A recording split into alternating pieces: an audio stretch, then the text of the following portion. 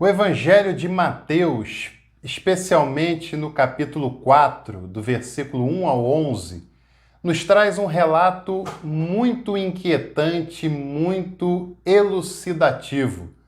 É o episódio das tentações de Jesus, que, aliás, não aparece apenas em Mateus, aparece também nos outros sinóticos, Marcos e Lucas. Embora nos outros relatos a composição do texto é diferente da composição de Mateus. Mateus traz mais detalhes e constrói esse relato da tentação de Jesus de um modo mais detalhado do que nos outros relatos.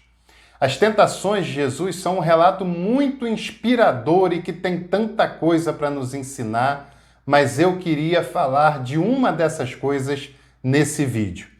O templo como fonte de corrupção. Você sabia que, segundo o relato de Mateus das tentações de Jesus, o templo, a religiosidade, ela pode ser uma fonte de corrupção e de perversão? Isso mesmo que você está ouvindo. Eu já vou lhe dizer sobre isso, mas antes eu preciso lhe fazer um convite, que é o convite de você se tornar membro desse canal. Você paga apenas R$ 7,99 por mês e tem acesso a muitos benefícios. Tem vídeos e cursos exclusivos para membros, tem descontos especiais em todos os cursos remotos que eu faço e, além disso, você concorre a sorteios periódicos de livros das editoras parceiras, cursos e muito mais nas lives que nós fazemos periodicamente. E, além disso, é claro, você ajuda muito o nosso trabalho e ajuda muito esse canal a crescer. Voltando para o texto de Mateus, capítulo 4, do versículo 1 a 11, que, como eu falei, é diferente da mesma narrativa de Marcos e Lucas. Se você quiser ter vídeos comparando o mesmo relato nos três evangelhos, escreva na descrição desse vídeo comparativo entre os evangelhos. Se a gente alcançar aí um número razoável, eu faço vídeos mostrando essa comparação em muitos casos que são bem interessantes de se analisar. Por exemplo, na tentação de Jesus. Quando a gente pensa em tentação, a primeira coisa que vem à nossa mente, como pessoas ocidentais, cristãs, marcadas por um forte senso de moralismo, de conservadorismo que dominou o cristianismo ocidental já há muito tempo e ainda é muito forte hoje, a gente sempre pensa que tentação tem a ver com sexo, tem a ver com sexo oposto, tem a ver com carnalidade, tem a ver com imoralidade sexual de alguma maneira, mas quando nós lemos o relato das tentações de Jesus, a gente vai ver que as tentações pelas quais Jesus passou não tinham nada a ver com imoralidade. Não tinham nada a ver com sexo, não tinha nada a ver com sexo oposto, não tinha nada a ver com a carnalidade, porque isso nem aparece nos relatos em qualquer um dos evangelhos que você quiser ler e analisar. As tentações foram de outra ordem. A primeira tentação é aquela de transformar pedras em pães, e Jesus rejeita isso porque de pedra não se faz pão. Isso seria mágica, não seria milagre, né?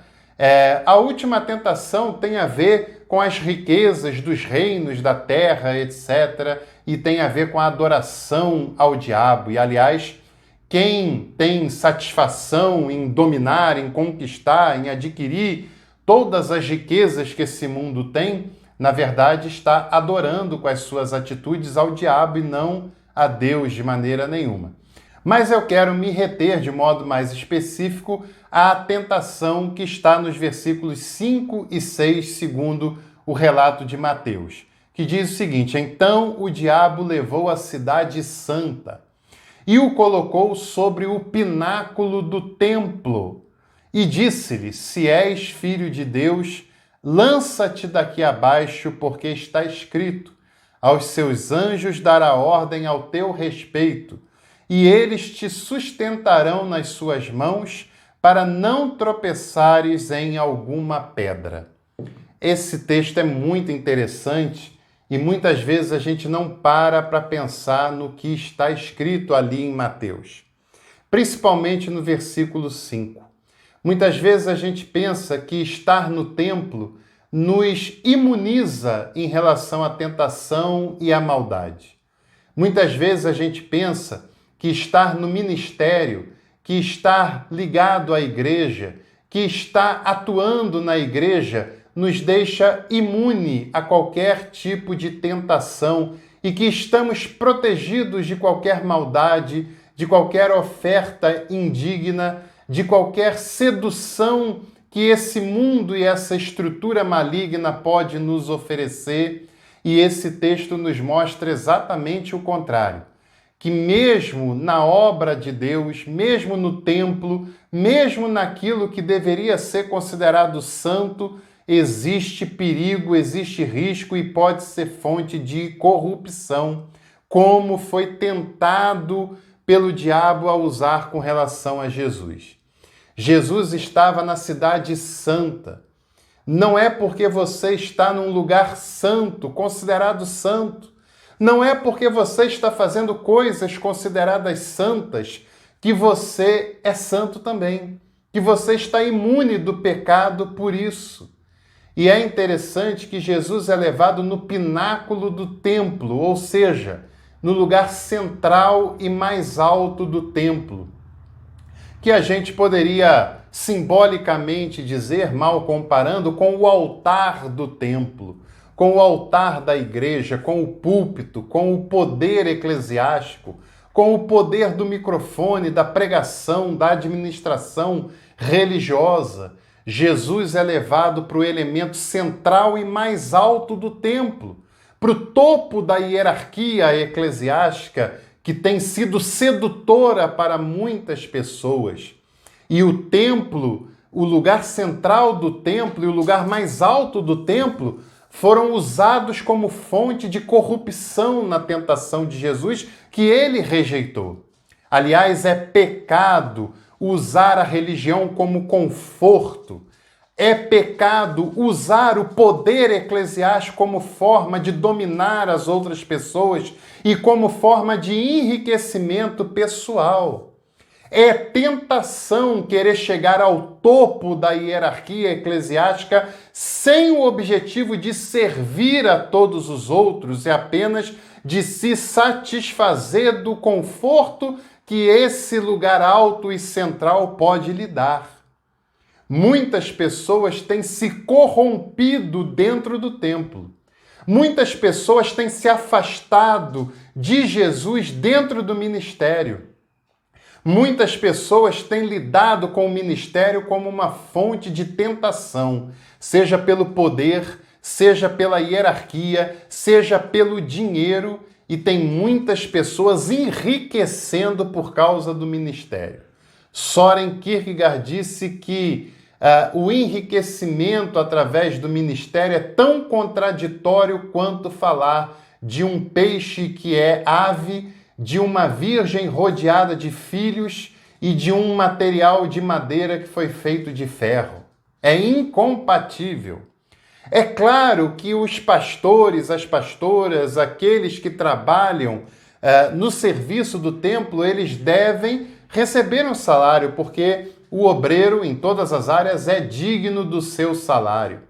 É claro que as igrejas devem honrar os seus pastores pagando um salário digno para ele e para ela, porque o trabalho pastoral é trabalhoso, muitas vezes é espinhoso. Dá trabalho preparar um sermão, uma aula, dá trabalho fazer um aconselhamento, uma visita, fazer os ofícios que dizem respeito ao pastorado, apresentação de criança, batismo, casamento, ofício fúnebre e tantas outras coisas. É difícil solucionar problemas entre pessoas, é difícil dar conta das questões administrativas, financeiras que envolvem uma igreja. Portanto, é claro que um pastor, uma pastora que faz com seriedade o seu trabalho, a sua vocação, que serve ao próximo, que é honesto, que é dedicado, ele tem bastante trabalho a desenvolver. Ele tem um tempo bastante tomado com as suas funções, se ele faz isso com honestidade e com zelo, é claro. E, portanto, é digno que a igreja lhe pague um salário decente. E não é isso que eu estou contrariando. que eu estou contrariando são os mega salários. Pessoas que ganham salários totalmente fora da realidade da nação, em igrejas que têm muitas pessoas desempregadas e passando necessidade. O que eu estou contrariando é pessoas que literalmente enriquecem e ganham salários superiores a de deputados, de ministros do Supremo Tribunal Federal, salários que jamais ganhariam no mercado de trabalho por conta do ministério.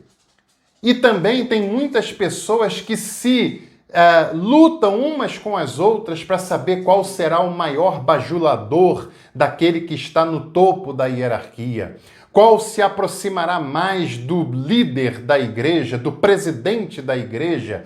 Qual será o seu maior serviçal? Qual estará mais bem relacionado para herdar os seus espólios quando isso acontecer? E isso é fonte de corrupção. A pessoa está se corrompendo. A pessoa, quando usa isso apenas para o seu benefício, apenas para a sua glória, para a sua grandeza, está usando a religião como forma de se promover e de se manter seguro e privilegiado diante de tantas e tantas pessoas que padecem necessidade. Quando uma pessoa quer ter cálices diferentes na hora da ceia, é um modo de corrupção. Quando qualquer pessoa se distancia da vida concreta, da vida real, de pessoas que têm que lutar muito para garantir o seu salário, de pessoas que acordam cedo todo dia, pegam ônibus, pegam trem lotado, indo e voltando do trabalho, passam por humilhações com os seus patrões para garantir o sustento da sua família. E quando os pastores e líderes religiosos se distanciam dessa realidade e perdem a sensibilidade desse fato, para a maioria das pessoas, é que o templo tem sido fonte de corrupção.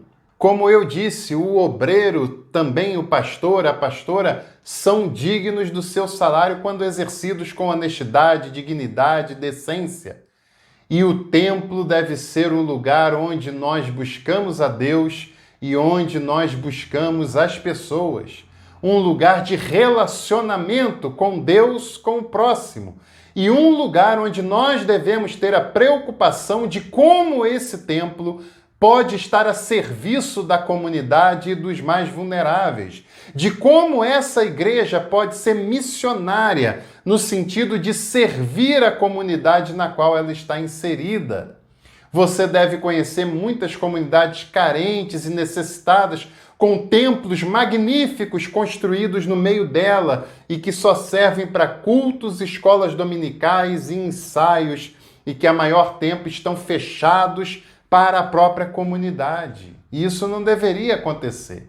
O templo, o ministério, o serviço religioso, por mais digno que seja o salário, deveria ser visto por nós com moderação, com equilíbrio e também com responsabilidade e com simplicidade, porque fomos chamados para servir e não para sermos servidos. Fomos chamados para cuidar e não para sermos bajulados. Fomos chamados para fazer a diferença, lutando pela justiça, pela igualdade, pelo perdão, pelo acolhimento.